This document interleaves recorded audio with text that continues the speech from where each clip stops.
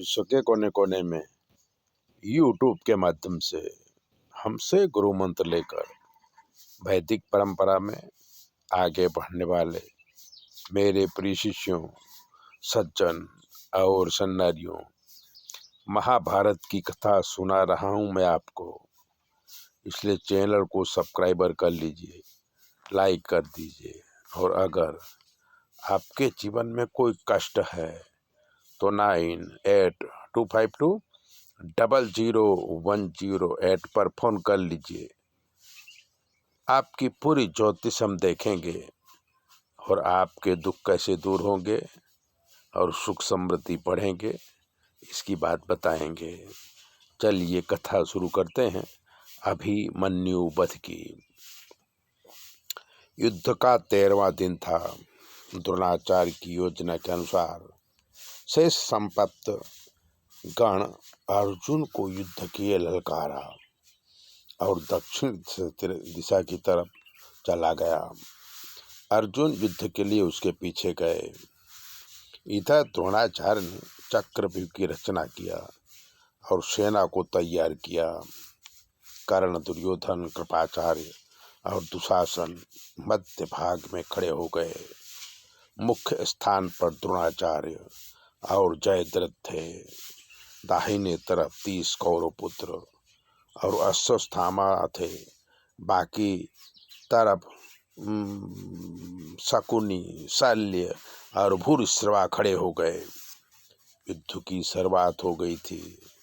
तब युधिष्ठिर ने अभिमन्यु को बुला के कहा कि द्रोणाचार्य के इस चक्रव्यूह को अर्जुन, धृष्टद्युम्न और तुम्हारे सिवाय कोई तोड़ नहीं सकता। द्रोणाचार्य मुझे जिंदा पकड़ना चाहते हैं और अगर मुझे पकड़ लिया तो युद्ध में जीत कौरवों की हो जाएगी। इसलिए चक्रव्यूह को तुम तोड़ो, आगे बढ़ो। तब अभिमन्यु ने नमस्कार करते हुए कहा कि मैं चक्रव्यूह को तोड़ दूंगा और अंदर घुस तो जाऊंगा, पर मुझे निकलना नहीं आता।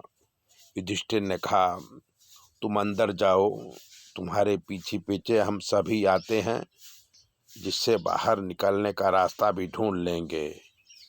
युधिष्ठिर को प्रणाम करके अभिमन्यु युद्ध के लिए निकल पड़े और सबको मारते काटते द्रोणाचार्य की तरफ अपना रथ ले जाने लगे।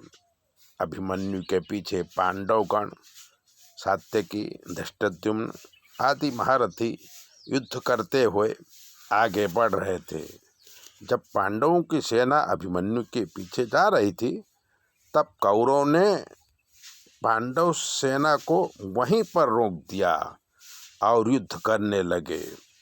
अभिमन्यु तो अनेक वीरों को मारते हुए आगे बढ़ रहे थे। तब दुर्योधन, कर्ण, द्रोणाचार्य सभी वीर इकट्ठा होकर अभिमन्यु से युद्ध करने लगे। अभिमन्यु सभी को घायल कर दिया। तब दुर्योधन का पुत्र आके अभिमन्यु से युद्ध करने लगा। अभिमन्यु ने उसको एक ही बाण से मार डाला। तब सभी वीर योद्धा इकट्ठे हो गए। अभिमन्यु को तीर, गदा आदि हथियारों से अभिमन्यु को मार डाला।